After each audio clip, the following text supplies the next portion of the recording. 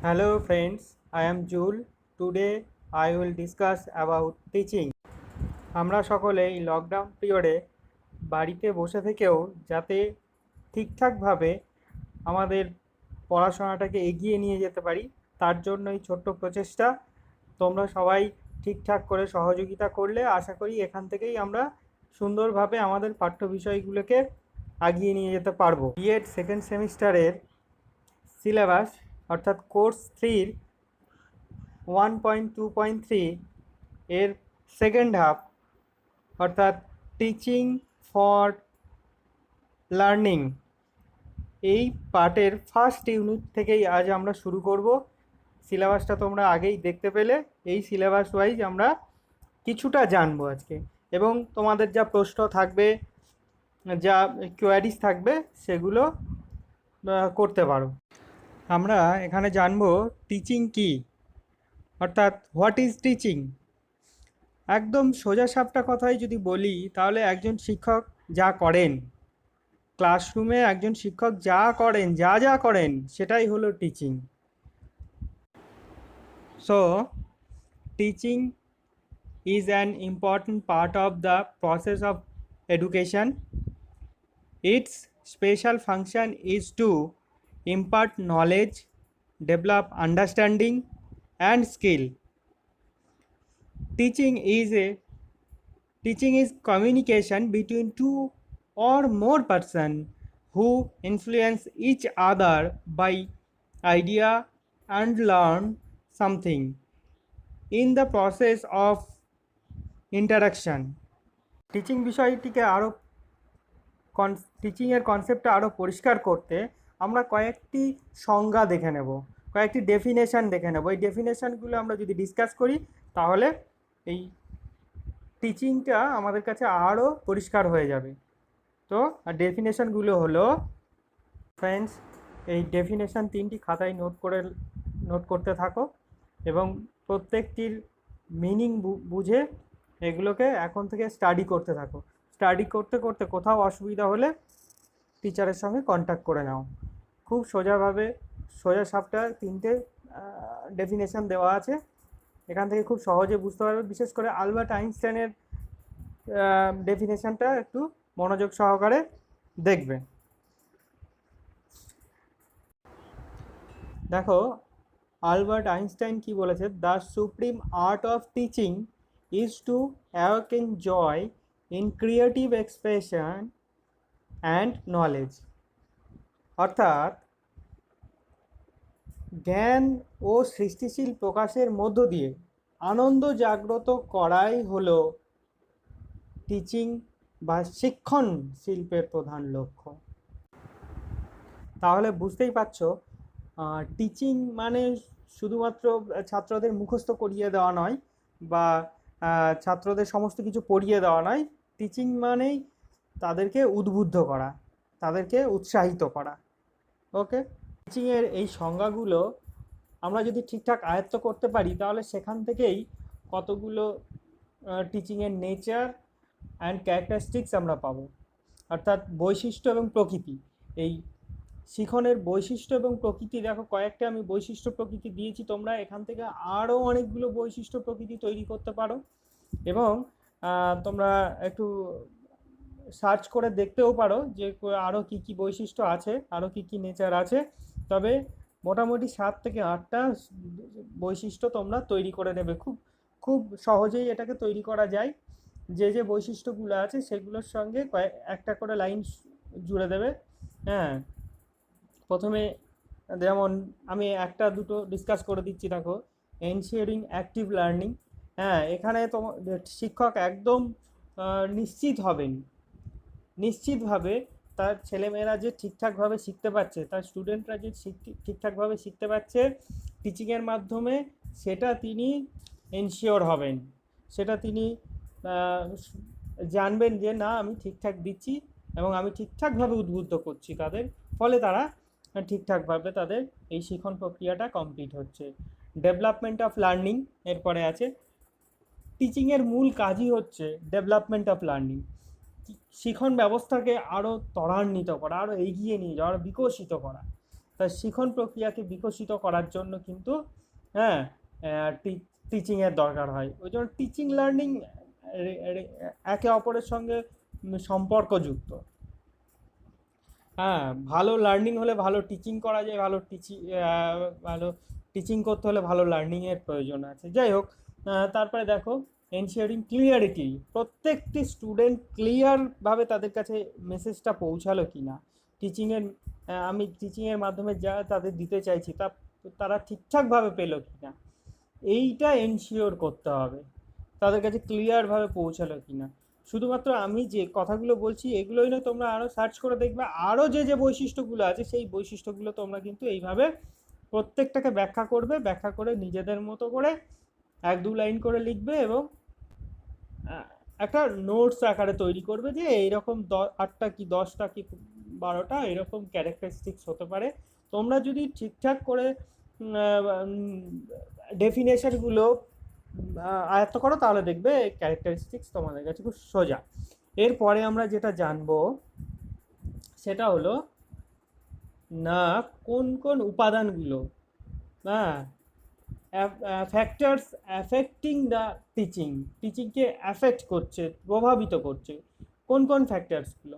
দেখো এখানে যে ফ্যাক্টরসগুলো আছে সেটা হচ্ছে এডুকেশনাল কোয়ালিফিকেশান অফ দ্য টিচারের কতটা শিক্ষাগত যোগ্যতা রয়েছে, সেই শিক্ষাগত যোগ্যতা কিন্তু খুব প্রভাব বিস্তার করে তোমার তুমি কিভাবে টিচিং দেবে, তুমি কিভাবে শেখাবে ছেলে মেয়েদের, তার জন্য কিন্তু একটা এডুকেশনাল কোয়ালিফিকেশান প্রয়োজন রয়েছে।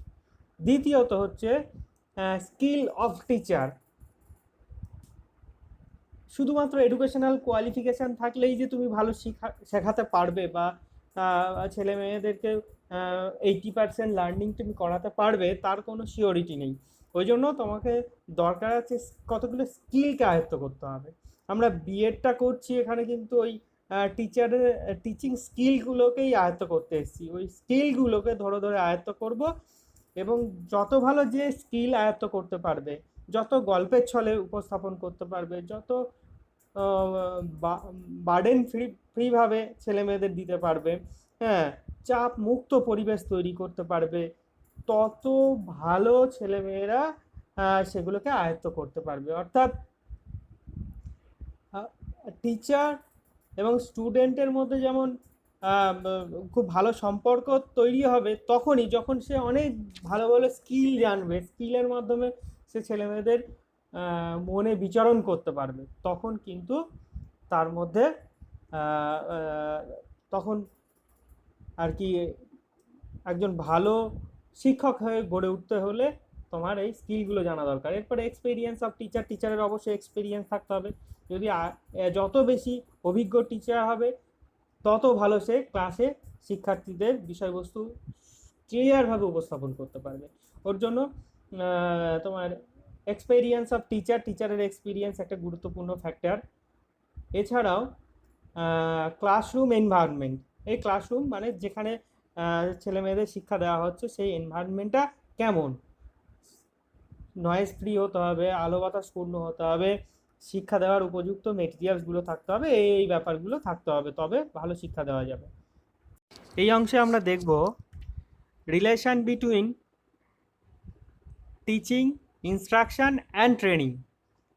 তাহলে টিচিং, ইনস্ট্রাকশান এই দুটোকে দেখব, তার সঙ্গে ট্রেনিং দেখব। টিচিং, তাহলে সবার প্রথমে আগে আমরা টিচিংটা জানলাম, এবার একটু ইনস্ট্রাকশানটা জানি। তাহলে এই যে পিকচারটা দেখছো, এই পিকচারের একদম তোমার রাইট সাইডে দেখো, রাইট সাইডের ফার্স্ট পিকচারটা সেটা হচ্ছে ইনস্ট্রাকশানের পিকচার দিয়েছি আমি। ইনস্ট্রাকশান কি না, instruction involve the development of the materials that are use to teach. অর্থাৎ শিক্ষা দেওয়ার জন্য যে উপকরণগুলো তৈরি করা হয়, যেভাবে শিক্ষাটা দেওয়ার জন্য প্রস্তুত করার যে প্রক্রিয়া, সেটাকেই আমরা ইনস্ট্রাকশান বলতে পারি। Instruction are one element of teaching. Instruction also one element of টিচিংয়ের একটা উপাদানও বটে। এছাড়াও আমরা যদি আরেকটু ভালো করে দেখি, প্রোগ্রামের সঙ্গে ইনস্ট্রাকশান কথাটা ভালোভাবে যুক্ত। প্রোগ্রাম, ইনস্ট্রাকশান আমরা কথাটা শুনি কোনো প্রোগ্রাম বইতে, যখন কাউকে কোনো শিক্ষা ব্যবস্থা দিই, আমরা যখন বিশেষ করে অনেকগুলো গেম দেখবে বা কম্পিউটারের সামনে আমরা কোনো একটা প্রোগ্রাম নিয়ে যখন বসি, সেই প্রোগ্রামটা কিন্তু একটা ইনস্ট্রাকশন দেয়। এরপরে এখানে যাও, তারপরে সেখানে গিয়ে বক্সে টিক করো, টিক করলে নেক্সট পেজ খুলবে, নেক্সট পেজ খুললে এই পেজে এসে তুমি প্রিন্ট করতে পারবে। এই যে একটা ইনস্ট্রাকশন দিয়ে আমাকে একটা বিষয় শেখানো হচ্ছে, অর্থাৎ এখানে একটা কন্ট্রোল পরিবেশ, কন্ট্রোলড, একদম এনভায়রনমেন্টটা পুরো কন্ট্রোল থাকবে, এবং পরপর এরপরে কি কি ইনস্ট্রাকশন দেওয়া হবে, কি কি বিষয় তাদেরকে বোঝানো হবে, জানানো হবে, সেটা আগে থেকে ফিক্সড থাকবে। হ্যাঁ, কিন্তু আমরা টিচিংয়ের ক্ষেত্রে যদি দেখি, টিচিংটা ঠিক টিচিংয়ের ছেলে মেয়েদেরকে শিক্ষা দিচ্ছি, কিন্তু সেটা কন্ট্রোলড এনভায়রনমেন্ট নয়। সেখানে শিক্ষক মহাশয় একটা লেসন প্ল্যান করে বটে, কিন্তু তার নিজস্বতা থাকে এখানে। যেমন ইনস্ট্রাকশনের ক্ষেত্রে কোনো নিজস্বতার জায়গাটা খুব কম। সেখানে ও যেভাবে সে চাইবে সেইভাবেই তাকে যেতে হবে, অর্থাৎ ইনস্ট্রাকশন যেভাবে দেওয়া আছে সেইভাবেই তাকে শিখতে হবে। কিন্তু টিচিংয়ের ক্ষেত্রে সেই রকম ইনস্ট্রাকশন ফলো না করে নিজস্বতাটাকে অনেক বেশি প্রয়োগ করা যায়। তাই ইনস্ট্রাকশন আমরা যদি ক্লাসরুমের টিচিং বলি, কম্পিউটারের মাধ্যমে যখন কম্পিউটার স্ক্রিনের সামনে বসে কোনো একটা প্রোগ্রামের মাধ্যমে আমরা শিক্ষা নিচ্ছি, তখন কিন্তু সেটা ইনস্ট্রাকশন হয়ে যাচ্ছে। আর যখন আমরা কোনো ক্লাসরুমে গিয়ে শিক্ষা নিচ্ছি, সেই শিক্ষাটা কিন্তু টিচিং। তাহলে টিচিং এবং ইনস্ট্রাকশানের সঙ্গে এবার এই ছবিটা দেখো, এই ছবিটার সঙ্গে আমরা, এটা ট্রেনিংয়ের ছবি, ট্রেনিংটাকে একটু আলাদা করব। অর্থাৎ ইনস্ট্রাকশান বা টিচিংয়ে আমরা কি বলি, হাউ টু নো, কীভাবে আমি জানবো, কিন্তু ট্রেনিংয়ে বলছি হাউ টু ডু, যেটা জানলাম এবার সেটা কিভাবে প্রয়োগ করব। এই প্রয়োগের ব্যাপারটা কিন্তু চলে আসছে ট্রেনিং। তাহলে বুঝতে পারছো, ইনস্ট্রাকশান এবং টিচিং, হাউ টু নো জানার যে প্রক্রিয়া, কিন্তু আমরা যখনই ট্রেনিংয়ে যাচ্ছি তখন হাউ টু ডু, যেভাবে আমরা সেটাকে প্রয়োগ করছি। আমরা যদি এর আগে আরও একটু স্পষ্ট করে বলি, তাহলে তোমার instruction training refers to classroom classroom learning, also workshop, seminar, game, role play, হ্যাঁ, অ্যান্ড ল্যাবরেটরি ওয়ার্ক, এক্সেট্রা। অন্যদিকে আমরা যদি বলি টিচিং, তো টিচিংয়ের ক্ষেত্রে বা ইনস্ট্রাকশনের ক্ষেত্রে আমরা বলতে পারি ক্লাসরুম লার্নিং। ক্লাসরুমে আমরা যা যা শিখবো, সেই শেখার বিষয়টা কিন্তু পুরোটাই চলে যাবে ক্লাসরুমে। আমরা কম্পিউটারের মাধ্যমে, কোনো প্রোগ্রামের মাধ্যমে শিখতে পারি, কোনো টিচার তার নিজস্ব লেসন প্ল্যানের সাহায্যেও আমাদের কোনো বিষয় শেখাতে পারে। তাই এগুলো কিন্তু পুরোটাই আসছে তোমার টিচিং এবং ইনস্ট্রাকশানের মধ্যে। আর যখনই সেটাকে আমরা ডু করব, হাউ টু ডু, তখনই কিন্তু সেটা হয়ে যাবে ট্রেনিং।